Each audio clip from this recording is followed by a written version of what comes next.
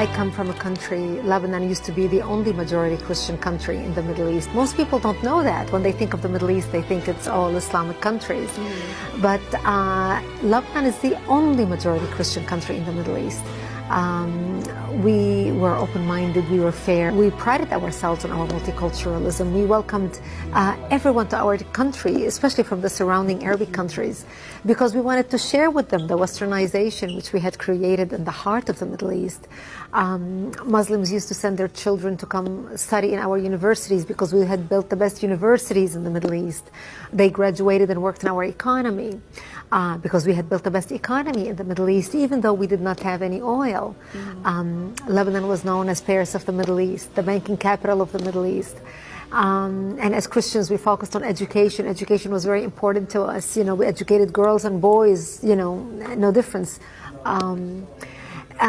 We were living the good time. Unfortunately, all that began to change by the 70s because of two things. The enlargement of the Islamic population in Lebanon, because we Christians marry one spouse until death do us part. We don't have many kids. Muslims, on the other hand, are allowed to marry up to 4 wives at a time. Now, of course, not all of them do it, but enough of them do it that in our country, in Lebanon, by the 70s, the Muslims became the majority. And once they became the majority, they started massacring the Christians and killing the Christians. I remember in 1974, we stopped traveling. We used to go spend Christmas and Easter in Beirut with the rest of my family. And we stopped traveling, and I would ask my father, why aren't we going to Beirut for Christmas this year? And my daddy would say to me, well, we just decided to stay home this year.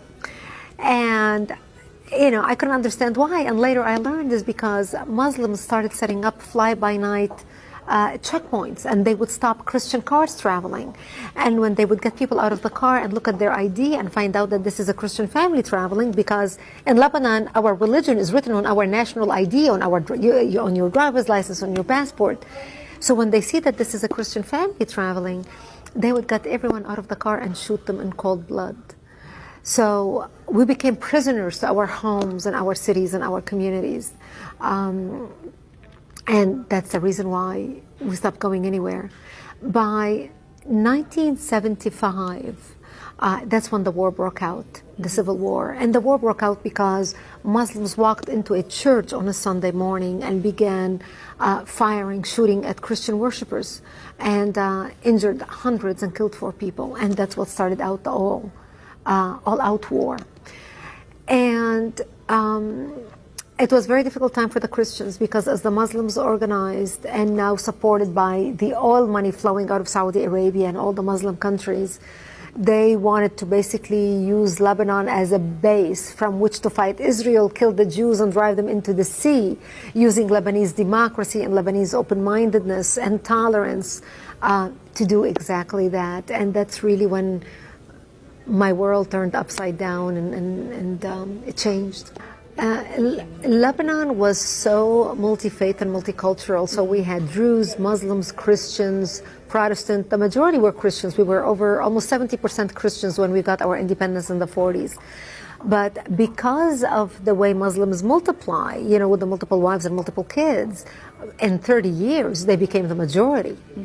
And when we got our independence from France in Lebanon, because we are, you know, Judeo-Christians, you know, come from Judeo-Christian culture, we're very fair. So we made sure we divided the government to make sure that Muslims have representation. So the president of the country was Christian, the prime minister was a Muslim, the prime minister, you know, the secretary of state. We had different assignments for different religions.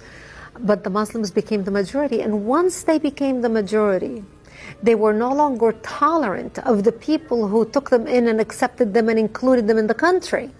They felt they were not a part of the country. They felt they were a part of the Islamic Ummah or the Islamic nation. So when they turned against their brethren Christians who lived in the same country, and Jews, but specifically the Christians, they began massacring us in large numbers because they thought we are in power now, and therefore we set the rules on how things should be.